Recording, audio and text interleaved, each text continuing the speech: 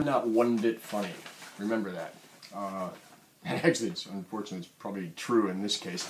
But I'll start each one of these with, like I did the last one, with that wonderful phrase, some things just aren't funny. People, and again, people always say that when something really funny has been said, but it's usually like offensive to what they like. Like if they like something and you make a joke about it, then it's not one bit funny. It's funny if it's about something somebody else likes, like if these people, like they like hamsters maybe, and you make a joke about a squished hamster, and they go, oh, that's not one bit funny, but to some people a squished hamster can be very funny, not to the hamster, obviously. Okay, just don't you think it's odd that you can actually have an understandable misunderstanding? Isn't that weird little linguistic thing? It sounds very George Carlin-ish to even mention something like that. Maybe he mentioned it, I don't know. But basically, I don't know what I'm doing when I do this. But do you know what you're doing? I mean, none of us really know what we're doing. I mean, kind of, in a superficial way. What are you doing? Like, I'm making a cup of coffee. That's what you think you're doing. What do you think you're doing? Well, I think I'm making a cup of coffee. Realistically, really, you don't know what you're doing. I don't know it. None of us do. We really don't know what the heck's going on. We don't know what we're doing, but we think we know what we're doing. People pretend to know what they're doing. And they talk about what they're doing, what they look like they're doing.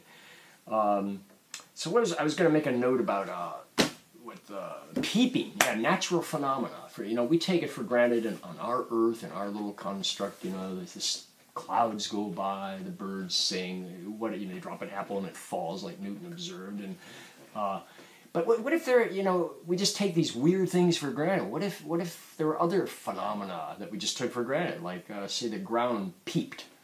You just took it for you'd walk around and every once in a while, beep, beep. The ground would just peep, and nobody would think anything of it because it's always been that way. The ground's supposed to peep, and it might be a reduction of peeping though in modern times. They make a big deal out of it because scientists have conclusively proven that using cell phones and televisions have reduced the amount of peeping by 50%. Everybody get all worried about it. Because, when I was a kid, it peeped all the time. Now it's not peeping anymore. What's the world coming to? It's coming to a quieter world, less peeping. Strange thought, I realized. Another strange thought occurred to me is the little green man thing. And I apologize to I'm not keeping abreast of what other what real comedians are doing, because somebody's probably mentioned this before a million times, but I'm not aware of it. So the little green man on the exit signs and on signals and stuff like that, he's like an Egyptian bas relief. He's just like that, always running.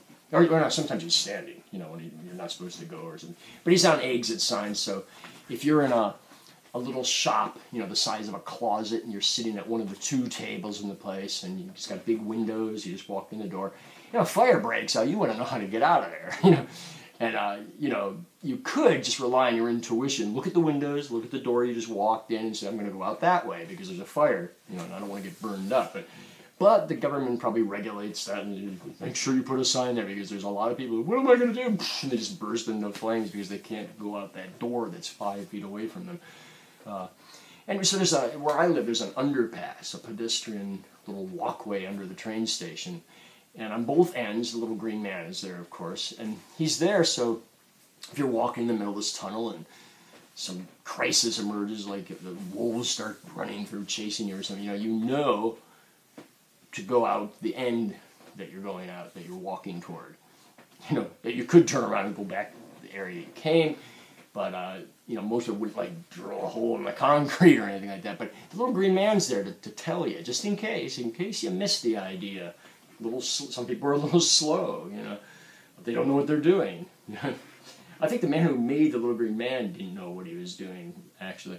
But our little green man in the underpass, they have him in this little, metal cage thing. You've probably seen that before, just about this big, and he's there, and the little cage is there, and I assume it's there so nobody takes a little green man. I mean, it would be kind of cool to have that in your living room as kind of an artwork or something. Some people have stop signs, cool to have the little green man in your house, a little leprechaun kind of thing. But that I always imagined when I saw that grating, that metal grating around it, that it was actually to keep him in there. Because at night it's very possible the little green man animates up and tries to get out. They don't want him to get out. I think if you look real quick sometimes, you can see he's holding the bars, the thing. He wants out of there. They probably have some public servant that comes and feeds him every day or something like that. Kind of funny.